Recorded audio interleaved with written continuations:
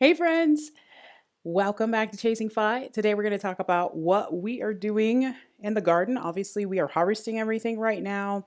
We actually did not get a ton of ripe tomatoes except for on one plant. The only plant that really produced, well, there were two that produced well, but it was our Amana tomato and our cherry tomatoes produced, but the rest of them really struggled this year. And so now our secondary water is off for the year, and we usually harvest in October. But because we weren't doing well anyway with the garden, like we had a lot of tomatoes that would, as they started to get ripe, they would just rot on the vine. So I know that there was a tomato virus going on in Utah this year. A lot of commercial farmers got hit with it. And I think that maybe we had some of that going on. But the curious thing is that we did have the Amana tomatoes. They did really well. I mean, in terms of tomatoes that we actually ate throughout the summer, that was the only plant that we really ate any tomatoes off of because the rest of them were really stunted.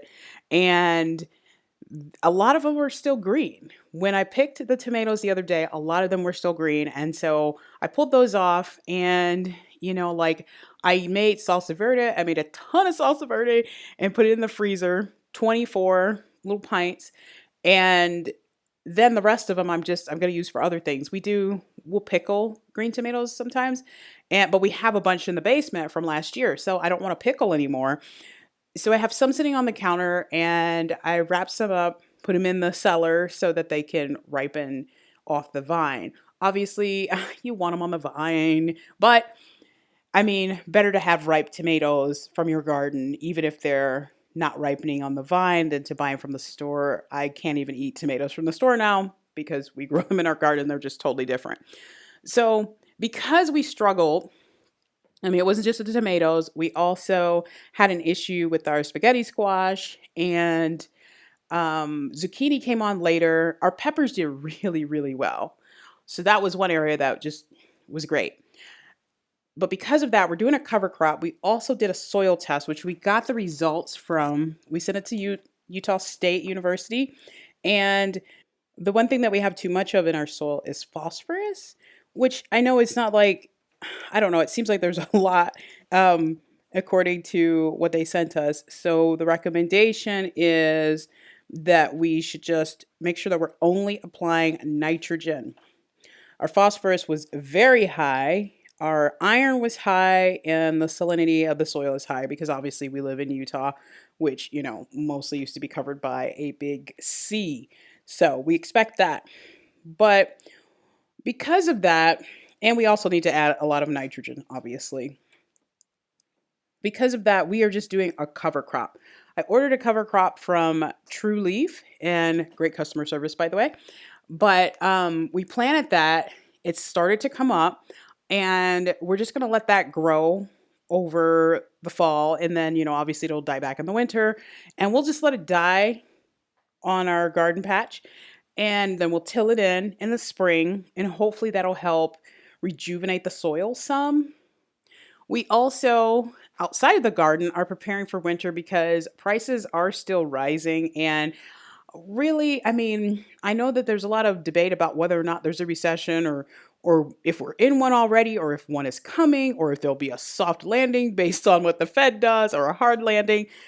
Basically, we're betting on whatever happens that prices will continue to rise for some time.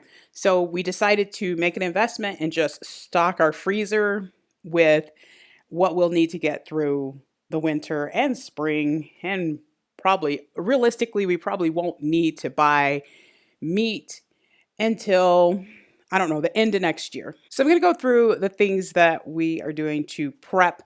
Some of them are going to be about our veggies and all that stuff.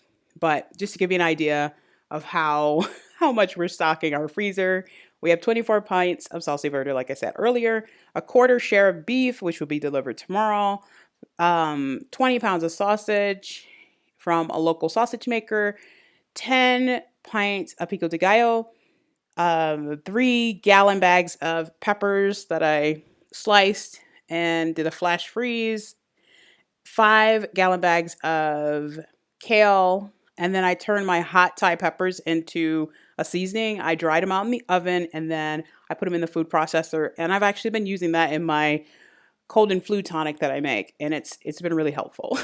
And then so we have a small harvest of potatoes. They did not do well this year, like a lot of plants in our garden, but we do have some. We have a few red potatoes, a few Kennebec potatoes. We have tons of green tomatoes, so we are letting some of them ripen on the counter, so we should be all set there. Lots of zucchini. I've turned some of it into zoodles, and the rest I'm freezing for like breads and stir fries and things like that. We also have a pear tree that is full and 3 grapevines that we need to harvest. We usually harvest our grapes at the end of October, like after they've been out in a few of those crisp cold mornings. It really sharpens up the flavor. And we usually use those for grape juice. The pears, this year, I'm going to try something different with the pears. We are going to try something that I heard about on the Prairie Homestead, which is a fantastic channel. Basically, we will be canning our pears in maple syrup.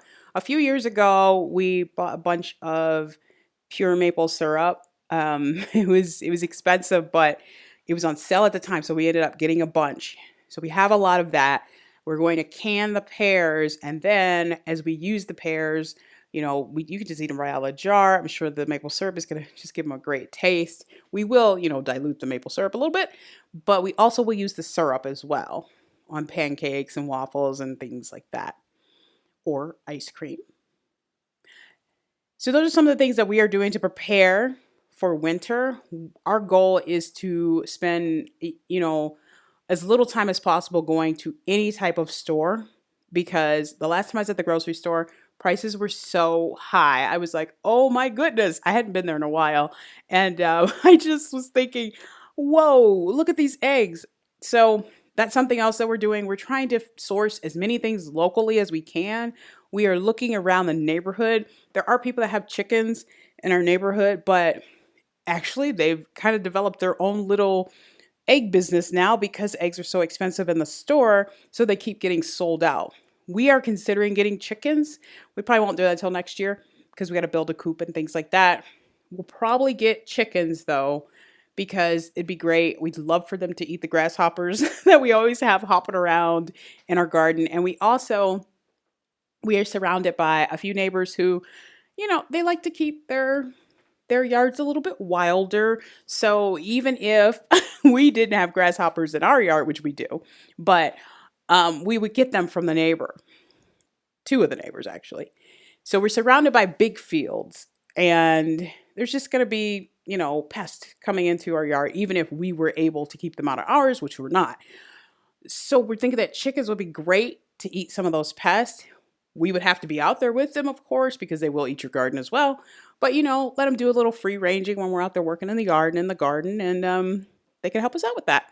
And it would help us out with eggs, which is, like I said, so one of the things that when I went to the store, I was like, oh, I don't know if I could buy these. These are just too expensive. So that's what we have going on to prep for the winter. What do you have going on in your neck of the woods? Let me know in the comments, and remember to like and subscribe, and I'll see you in the next one.